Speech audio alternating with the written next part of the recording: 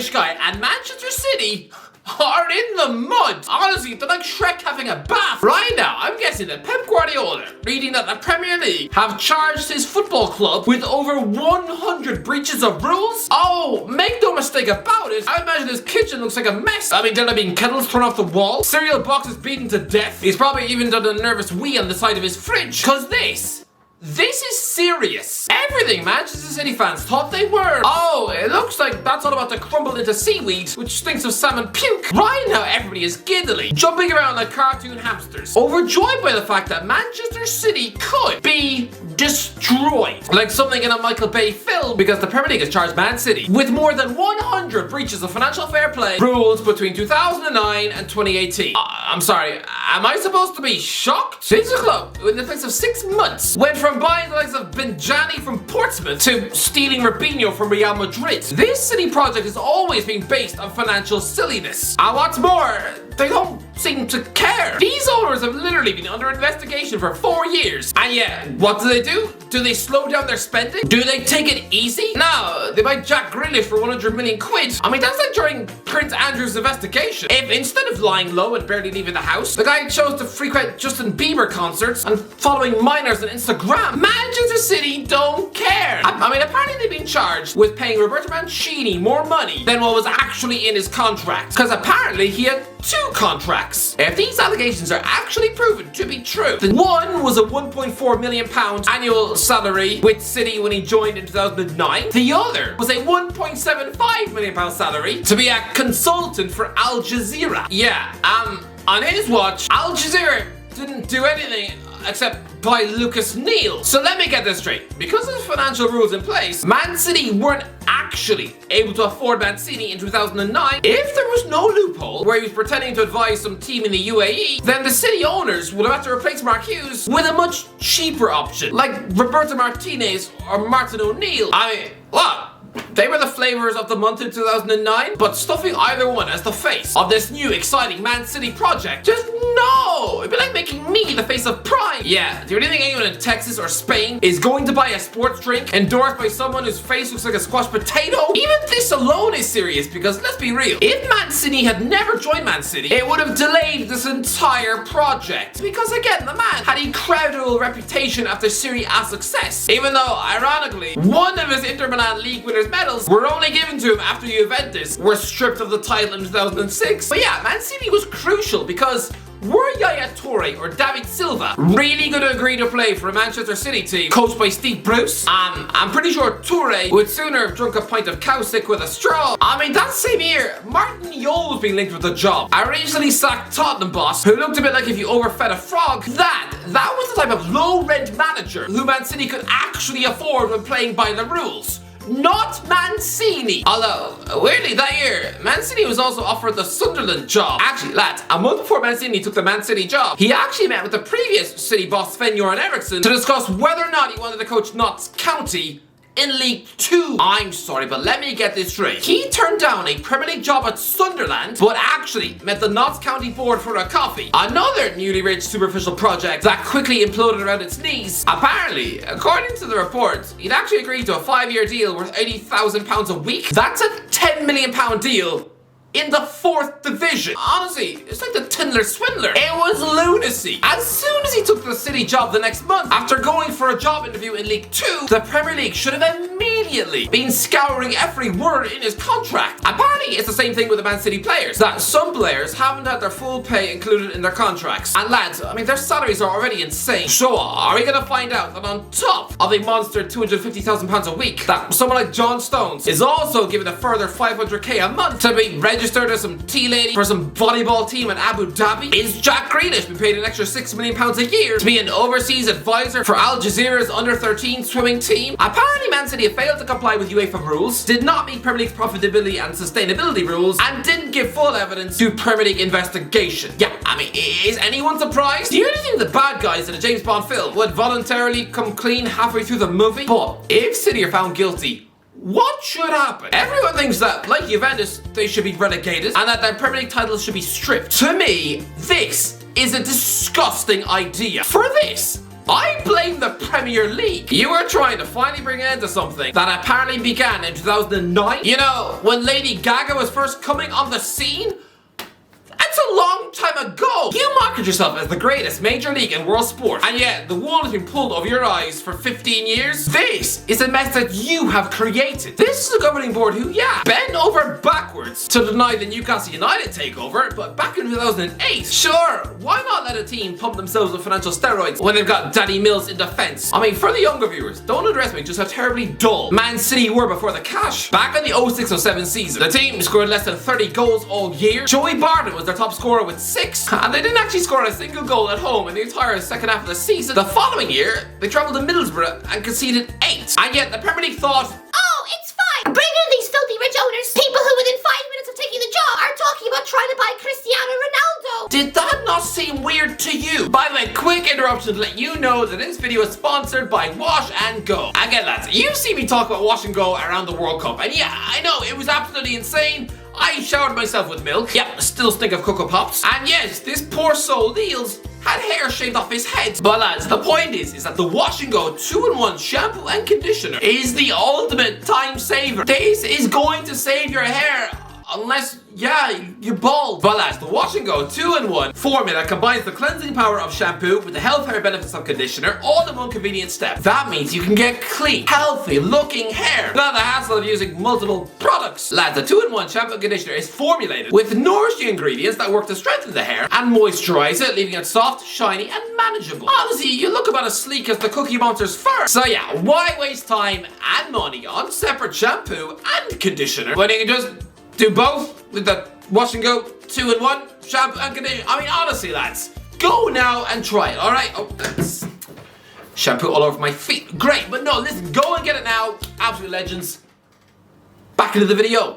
This is like that Simpsons episode where Lyle Lanley tries to build a monorail. How could the Premier League really be this thick? Don't play Babe in the Woods now. How naive can you? This is like those naive parents who let their kids have sleepovers at Michael Jackson's house. And now what? You want to strip league titles, meaning that you've actually wasted everyone's time for the last 15 years. So that Sergio Aguero moment won't actually count. No, because if you just delete Manchester City, then Man United actually sealed the 2012 title in March. So, are we now just supposed to pretend that Stoke City have won the FA Cup? Lads, Watford literally conceded 6 in the FA Cup final in 2019. They were the most pathetic muffin pie I've ever seen compete in a cup final. And yeah, what? Do we now just send Troy Deeney's winner's medal in the post? Don't just rewrite history now! Don't you dare tell me that Ryan Mason has won Tottenham a League Cup after Jose Mourinho was thrown away as if his armpits stunk of dead fish. I mean, I guess both Sunderland and Aston Villa have recently won the League Cup inside the last 10 years. I mean, someone better tell the Newcastle fans that. Sure, it might be 9 years overdue, but yeah, you can finally get sick into your bowl of chips. I'm sorry, but no! If you just delete Manchester City for the last 15 years of world sport, then this game makes no sense. I mean, in that case, then Alan Pardew actually got Newcastle to qualify for the Champions League. Brendan Rodgers is a Premier League winning manager when he had Kolo Toure and Glenn Johnson in defence. I mean, if that was the case, I'm pretty sure his next job after Liverpool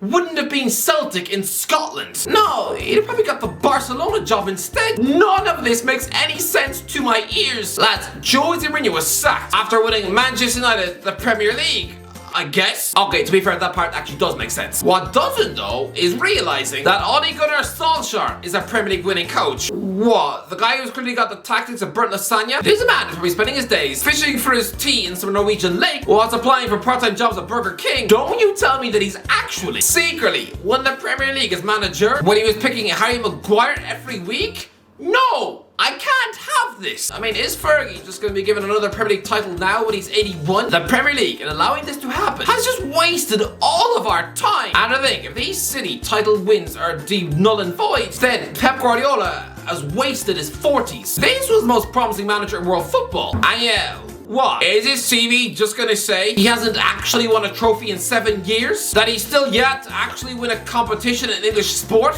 Do you know what that would officially make him on Wikipedia? The Spanish David Moyes. Do you not think if he knew all this back in 2016 that he wouldn't have just joined another team? He could have been spending these last few years winning a bunch of league titles with Juventus, or lifting a Champions League with PSG, or going back to Barcelona. The Premier League, They owe Pep a career. And lads, it wasn't even the Premier League who cracked this case. It took a grubby little word, a Portuguese nerd, Rui Pinto, to hack into football club email accounts, which surely is illegal? If it wasn't for this guy, some computer geek who probably spends 9 hours a day taking photos of women on the bus, if it wasn't for him, the Premier League would still be allowing this to happen. It's a joke. A complete and utter joke. Think of the poor Man City fans. Everyone has invested their time, their life, their money, their emotions into this. And now, because of the Premier League's incompetence, we all just have to tell them it doesn't count. It's like finding out at the end of Game of Thrones that it was all a dream. Yeah, that's a surefire way to have angry nerds sending HBO bags of their own poo. Sergio Aguero, one of the greatest goal scorers in the history of football, will actually be retired, having just lifted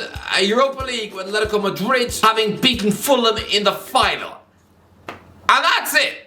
That's all he officially has to show his grandkids. That's his career. So what? I mean, do we all just go knock down his statue? When it comes to just club football, David Silva has won 2 Copa del Reys for Valencia and Real Sociedad.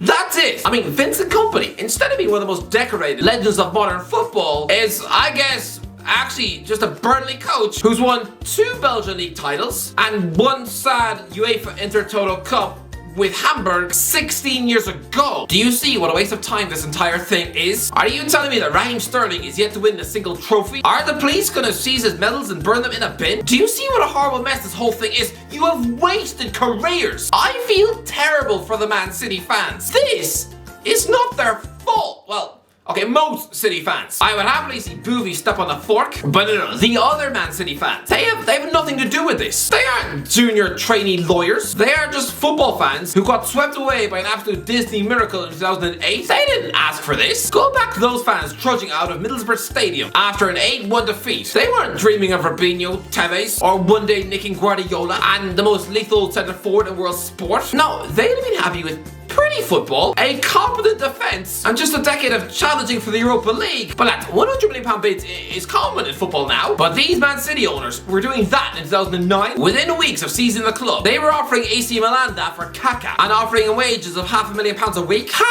How were they able to do that? Why did the Premier League not intervene then? This is a team who would literally spend that Christmas in the relegation zone. And yet, 2 weeks later, we're trying to buy the current winner of the Ballon d'Or. It should not have taken the Premier League until 2023 to realise that something was wrong. But what happens if Man City do get dumped into the Championship? I reckon some players would show loyalty, like the core legends who stuck around at Juventus in Serie B. I actually think that Ederson, Kyle Walker, Jack Grealish, and Phil Foden would stay in the Championship. But everyone else, they would go. How is that fair to the fans? Relegation is one thing. I mean, proper City fans will be used to that. But to completely delete the last 10 years, to say that none of these achievements actually count, that none of your memories are actually real, that Man City are still yet to win the Premier League, some City fans would have that trophy tattooed on their neck. For many, the Aguero moment was the best day of their lives. Some City fans would have passed away since then and been buried with their Aguero shirts. What now? Are we just supposed to dig up the coffins and ask them to give them back? If Man City are found guilty, then the owners need the hardest, toughest sanctions. Not the fans, not the club. If they are guilty, then forget just banning them from the sport. I would want serious prison time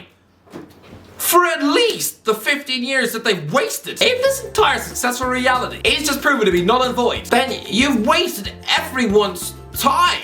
To me, I don't look to punish Man City. Imagine if somebody gets kidnapped on the street. 15 years go by, you want to put the kidnapper in jail, not the ones who spent the last 10 years eating sandwiches out of a hole in the floor. I'm pretty sure City fans would rather have been given a poor owner in 2008, and I don't know, to spend the last 15 years just battling it out on a par with Stoke and Wigan. Just a yo-yo club, sometimes flirting with League One. They would rather have that honest reality, where results actually matter, than this superficial Barbie doll existence, which just gets deleted after 15 years. Honestly, I'm not here to laugh at the Man City fans. Forget the bitterness from rival supporters who feel cheated. Nobody should have a bigger reason to feel more heartbroken or betrayed than the fans at the Etihad. For them, this is an existential crisis, like when Buzz Lightyear found out that his wings didn't actually work. All these trophies that the City fans have celebrated to tell them that they're actually but as credible as Jack Mink's teeth. Sorry, but no. City fans, I am on your side. If these allegations are actually proven to be true, then Sheikh Mansour and the Abu Dhabi group have destroyed your lives. Why should they be allowed to just walk away after pumping you with false memories that didn't actually count? Honestly, this sounds like proper Black Mirror stuff. Why should they be allowed to sail off into the sunset with nothing more than a fine? As City sit bottom of the championship on minus 20 points? Honestly, if this is true, then everything the City owners have done makes me absolutely sick. And the Premier League, for allowing this to happen, just... how? Anyway, that's one thing. Let me know in the comments below, what do you think should happen with this whole Man City mess? Let me know in the comments. If you enjoyed the video, don't forget to get a like, subscribe. As always, I'll talk to you in a while.